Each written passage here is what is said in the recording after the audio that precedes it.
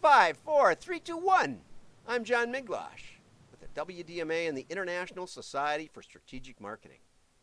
And I'm here with Joe Sacchetti, and he's got a new book coming out, and I have to say, I keep forgetting to turn the recorder on. I keep botching this up, but he's so fun to talk to, I don't care. And so we've been having so much fun already.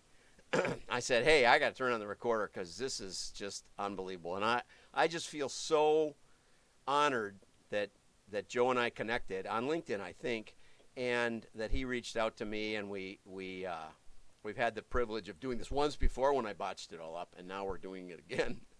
And this is an Army Ranger who's going to tell us how that applies to life, and we're going to learn to uncover our gut level fortitude, think ahead, develop mental checklists for success, and strengthen relationships with your associates, friends, and family. What could be better than that? I can't think of anything. And we made this thing happen today, so I'm happy to be here. Okay, great. So your book is coming out Wednesday, and before I forget to put this out there, let me switch to the book here. I got it all queued up. Okay, so there's the book, Smart, Guts, and Love, and it's up on Amazon right now.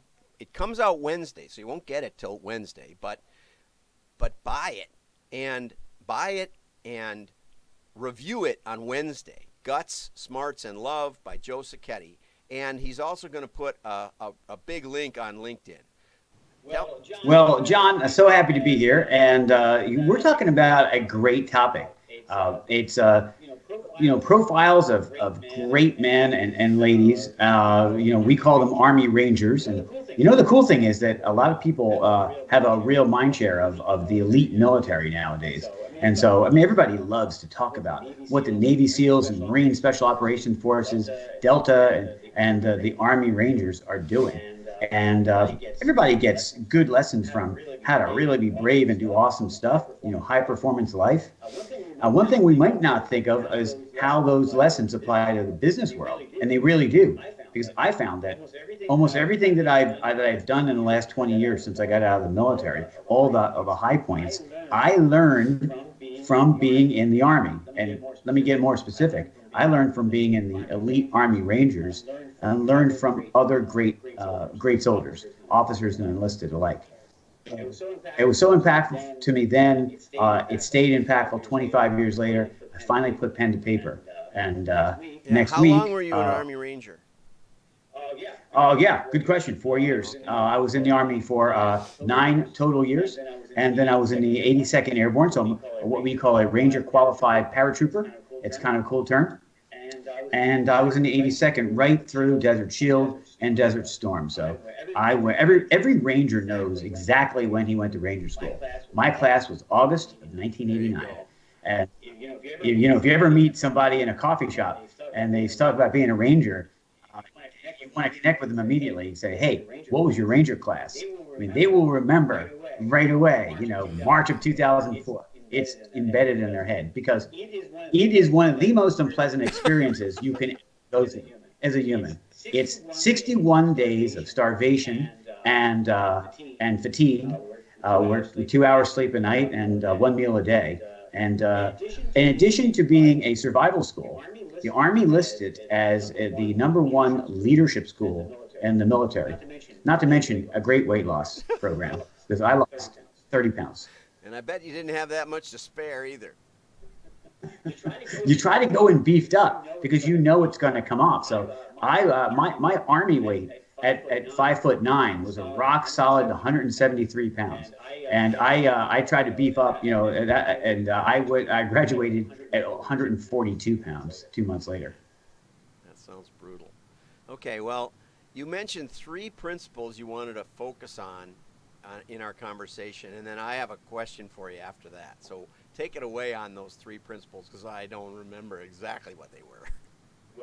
Well, listen, this is great. The way the book is contoured is about 82 chapters. Anybody who knows anything about the Airborne is going to get a kick out of that if they decide to count up the chapters because of the 82nd Airborne. And each of them is really just a 2 or 3 page vignette. And what better way to learn about a good business principle or a good high performance life principle than to just hear a story from somebody, from a hero. from an Army Ranger, and I thought that was a good way to deliver it. One of them is empowering teams. As team leaders, we want to give the folks that are on our teams all the abilities to succeed. And the U.S. Army does a great job with that. In particular, the Rangers. And I had one sergeant, his name was Sergeant Cantu.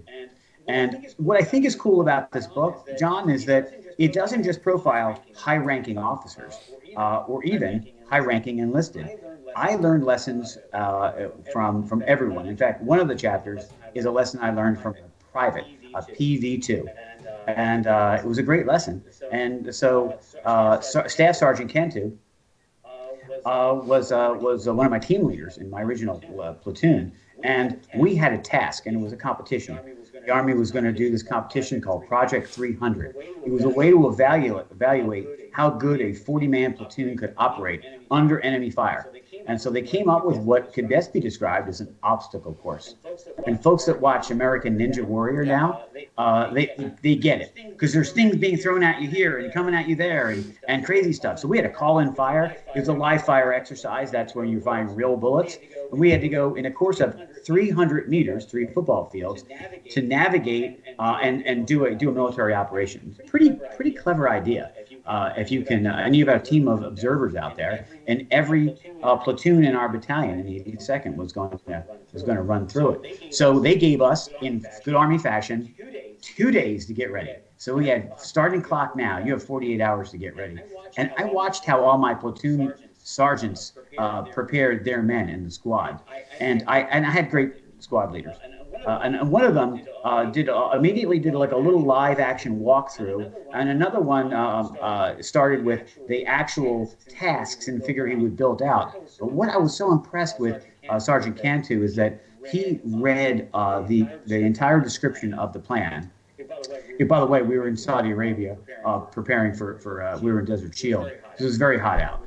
With no relief. He found the only little shady relief, read everything to the men, asked them to, did they understand? And then he gave each man a chance to perfect his piece. And then they met back together. And I thought, wow, that was just so outstanding. You were empowering your guys for success. And then when we got together as the 3 squads, he shared what he had done. The other squad leaders, although they had done well, shared that all together. And now you have this group empowering. And then the moral of the story, we won that competition in our battalion. And it actually it gave me a chance to get promoted to the best position you could possibly have in an infantry battalion, which is the scout platoon leader. And I owe that to Sergeant Cantu for empowering teams. Wow, great. Okay, well, we know that it applies to business because we got teams and we got of varying enthusiasm, motivation, and ability.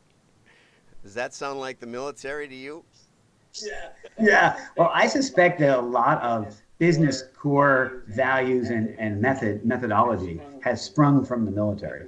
I mean, if we think about it, for a couple thousand years, we've gotten our sports from the military, from war game, and we get that good the good mantras, like you said, enthusiasm, ability, and the ability to coach them up. Well, here's a question you probably won't get from anyone else. I hope not. This is a marketing show. What can you take away from marketing in your military experience? Is there anything in your whole book about marketing? Are you kidding me, John? You just teed it up. There's a chapter. There's a vignette, a chapter right at the front of the book in our first section called "Marketing Yourself for Success." And it absolutely is great. One of my Rangers that is a great guy, Staff Sergeant Dave Meistis. He's out in Seattle, and he was in the 2nd Ranger Battalion. And he realized that there's just so much competition, even among greatness, among great people, to promote your people out there to the universe and to promote your product. And when you do it in a super positive way, that shows success in a non-threatening kind of way, because people can get threatened, with the exploits of your elite military.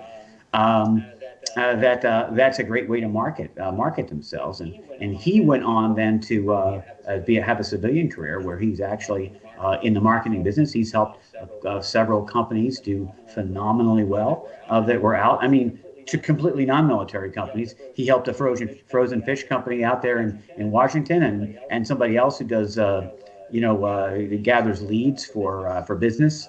There's a great marketing message Well, in the what's the elite number military. one principle for marketing? If you could give us one marketing thing. My number one marketing would be promote your people out to the universe. And I say people because we're coming from the military business. If I was in business, I would say promote that product or that feature. Promote that one amazing thing that makes you out there to the universe. And people will come and say, wow, I just like the idea of that. Tell me how it even applies. And then people find that they can use that That is application. a good one. That applies to me today. Not in this conversation, but in another one I just had. Okay. Now, last time we talked, and I remember this one was like, oh, that's a good question. I don't know if you've gotten it since, but it sounded like it was a little bit of a surprise, and maybe you remember it. But I said, okay, so, that's nice. You got stories from the Army. Everybody likes to read stories from the Army. What do you have as far as on the ground business, like consulting experiences, or can you point to any place you speak, you do sales training, I think, and where have you turned something around, which may or may not even be in the book, but tell us, like the kind of company, what you did, and what happened. Well, right now, at this very moment, I've just taken over the channel, which is channel sales within a larger sales organization for a California startup that's in the software cloud business. It's called Zadara Cloud Services. And they realized that they wanted to really enter the foray of channel, which is to say, I might only have 15 salespeople, and I can only cover so much with 15. But as soon as I start using all of the other amplifying entities out there, and for technology, that's the value-added reseller, and it's the system consultant, and the global system integrator, and all these people, you engage them, and then all of a sudden your reach of 15 salespeople becomes 5,000 salespeople. And it's a very interesting niche. I did my research on it at MIT, how to build a world-class channel, and I knew I wanted to do that. So I had I had been in another software startup a couple of years ago, had a great run, and we were just, the industry is just getting used to the SaaS world, which is software as a service. And people have come to embrace that and how to sell it and how to market it. And of course, our kids figured it out because, I don't know if your kids are the same, John, but they don't want to buy anything. Everything is, we'll just rent it by the month. It's a Netflix subscription. It's paying a monthly fee for this, and capital expenditures are out the window. It's all about OpEx now. And so I'm at a software company that offers cloud services by the month. And starting a channel up has taken all of these good principles, thrown in there, and bringing it to life. And I will tell you that in just a few months, we are absolutely bringing the channel to life and increasing sales. Well, are sales increasing in the middle of the coronavirus? That sounds pretty impressive, even if it's not true. I mean, what can you tell us? Well, listen, they didn't can. go out of business. That's a pretty good accomplishment. Yeah. Not everybody dead, What I think happens is that during coronavirus, I think it's harder to sell a new paradigm, because if you're selling something that the world has never seen before, it does require more of a personal touch. I think if you want people to change the way they have done business, that's a little bit tough. But if you're addressing a need, I mean, the coronavirus has actually brought some needs to the forefront, like in technology, protecting yourself, security, a lot more remote users. This is an obvious example. So you have so many more users that are now remote, so that a company, and I'm fortunate to be in one right now, that services people through the cloud. Is really enabling all those companies that have shut their doors down, that have all their remote employees scattered across the U.S., to be able to work with high performance and efficiency. So I'm going to say you're right. We're kind of lucky to be in one of those handful of industries that is booming right now, as opposed to suffering. Yeah, well, actually, the mail order business is doing well too. It's ironically. That's right. Okay, so the title of your book is Guts, Smarts, and Love, right? And I have 3 daughters, and I don't have any trouble figuring out love for daughters. You know, you don't say, laugh at their hairdo or whatever else. And they're all out on their own now, which is wonderful. I have a son, and I'm always trying to say, tough it up, go for it. And I'm not quite sure how to fit love and guts together with him. And so I wanted you to touch on that a little bit, and maybe tell a story from your book if you want. Right on. Well, guts, smarts, and love represents the 3 qualities that most embody the elite soldier, and of course the high performance athlete or the great CEO. Because there's 3 components. They're just more accentuated in the Army or in the military. We see that. I mean, guts is all about the bravery and the ability to step forward and leap into the night air out of a plane when you can't see anything, and then you're leaping out with a parachute and you're leading men. Really, brave stuff. And the smarts, of course, is the wisdom to come up with the right plan that'll keep your people safe and be most efficient. But the love part, and it's funny you hone in on that word, John, because when I first submitted the transcript, I went before a committee at the publishers, and I said, I said, I'm just curious, who makes up the committee that reads the book? And the answer was, we've got a great staff. It's about 10 middle-aged ladies. And I thought, okay, I'm done. This is game over. Who's going to want to read about, high, gutsy military stuff? But one of the ladies said, did you know that the word love appears in your manuscript 73 times? I didn't know that. And it's the love, it's the brotherhood. This concept that Shakespeare talked about 500 years ago, that there's no greater emotion of love that exists between than the kind that exists between brothers who have shed blood together. And so that's the love concept, John. It's the brotherhood, and it really can go together with the guts, because you've got the bravery to go step forward and do what is scary, but you know that I'm in it with you. I'm literally by your side, physically or virtually. And I've got the love that's going to back you up. We say in the Army, we have your 6, which means look back at 6 o'clock on the clock. That's behind you. I got your your rear covered. And so guts and love, they mesh together in the Army. So should I punch my son in the head? And then yourself. And then myself. Yes. Oh, I like that one. That was a good one. Okay, so now here's another question you may not have gotten before, but a lot of busy people, they may not have even made it down this far because we've been going about 15 minutes or so, maybe 20. And so if they want to write a review, I want to know what your top 3 chapters are, so I can read those right away first. And then you tell me what those are, and I'll write a review based on that. Sometimes the books trail off after the first 200 pages, just 300 pages. Okay, so I want a little bit of a shortcut. Not that it won't get me started, and I'll go through the whole thing, and but what are your 3 favorites? Okay, go to the chapter called "Prevailing with Cooler Heads."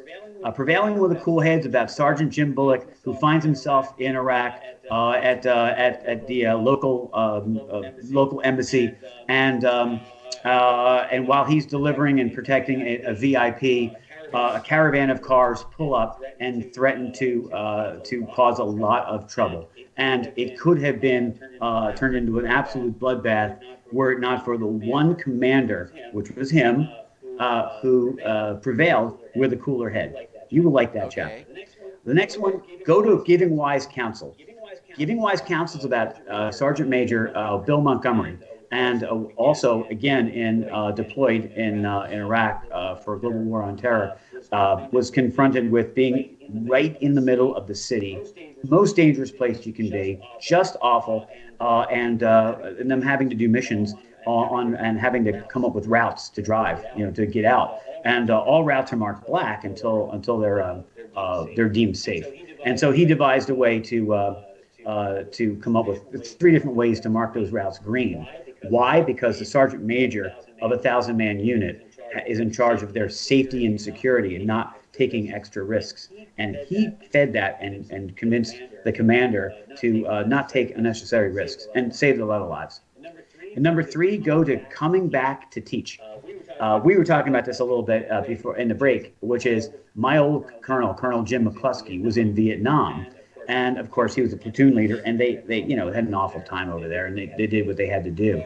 Well, about 25 years later, he goes back to Vietnam in a totally corporate capacity and has the opportunity to meet General Giap. If you don't know who he is, look him up. He was the North Vietnamese commanding general. And he said to Jim, and at this point, Jim was 65 and General Giap was 100, turning 100 as his birthday party, said, "You know what? You remind me of Ho Chi Minh because you came back in a nice to teach." way, right? He meant it in a nice way. He absolutely meant it in a nice way. And as we know, history writes itself however it's going to, but Vietnam has become a beacon of entrepreneurialism, good capitalism, even within a communist environment where they, had to be friendly or whatever, have an uneasy relationship with China. Certainly, they are great people. I was just there in November, and coming back to teach, that's a cool concept. It's giving back, paying forward, and all those cool terms. Okay, well, the book comes out Wednesday, and get the book, write the review Wednesday, Veterans Day. We want Joe to be top of the charts, and have a great day. Like and share. Your friends will know you're smart. Bye-bye.